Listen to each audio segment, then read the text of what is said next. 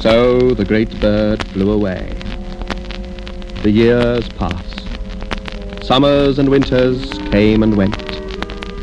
Some years were good, some years were bad. One year was very bad.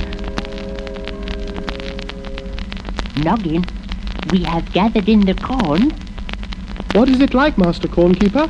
It's poor stuff, Noggin, and very little of it. There's not enough to last us through the winter.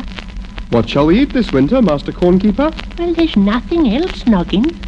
We shall go hungry. Thormoxen, Graculus, make ready a long ship. Fill it with treasure from the castle. We are going to the Southland to buy corn, and we are going now.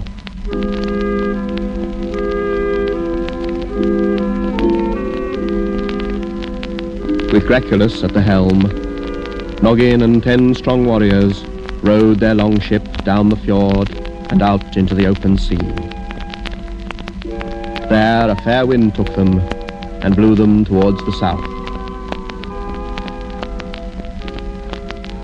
The Southland was rich, but her merchants were mean.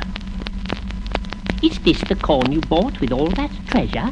It isn't much, is it? We shall be hungry this winter, but without it we should starve. Come on, we must start for home. Winter is nearly here, and soon the sea will freeze.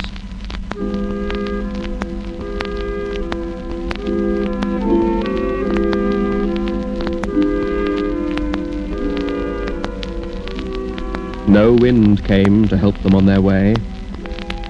The long ship laden with corn was heavy.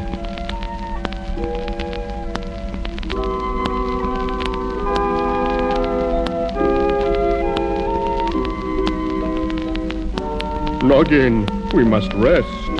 The men have been rowing for 2 days and nights.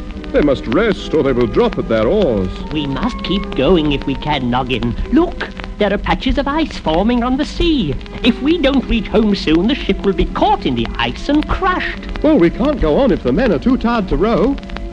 Light the stove. Make the sail into a tent. We'll have hot buttered toast and cheese and a few hours' sleep. Night came.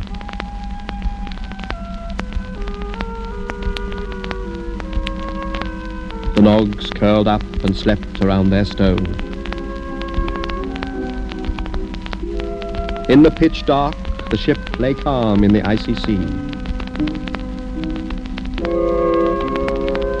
For a while. Hold tight! There's a storm! Hold tight, everybody!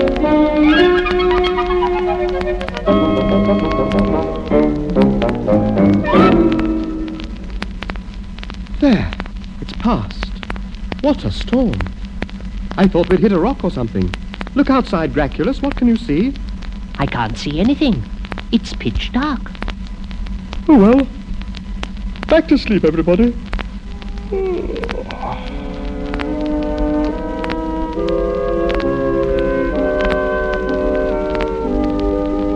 The Nogs slept until the cold light of dawn began to lighten the east.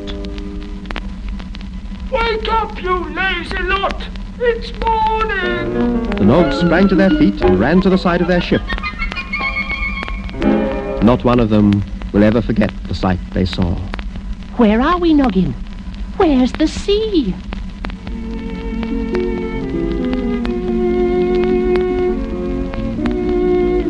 There was no sea.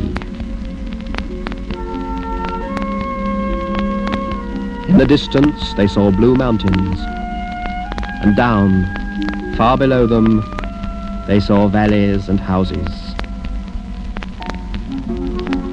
We're on top of a mountain. Greetings, Noggin the Nog. I hope we didn't shake you about too much. We had to lift you from the sea before it froze and crushed your little ship. Who said that? Look behind you, on the rock. All the great birds. Oh, greetings. Greetings, birds. We thank you. Prince Noggin, many winters have passed since I came to your castle. The years are gone, but the memory of a promise does not fade. I was hungry and cold until the ice had reached my bones when I came to your castle. You fed me and warmed me, though I ate more than all the birds of your kingdom put together. That day I gave you a promise. Today it will be kept. Eat now, and then we shall take you home. What are these? Huge nuts. They've got sort of milk in them. They're delicious. Hold tight, Nogs.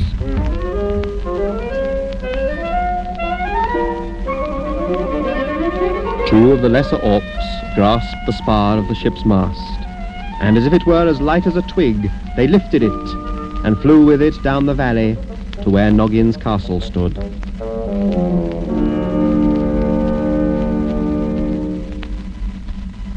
Noggin told his tale to the elders of the city, showed them the meagre store of corn that he had brought. It's not much, Noggin, but we won't starve if we're very careful.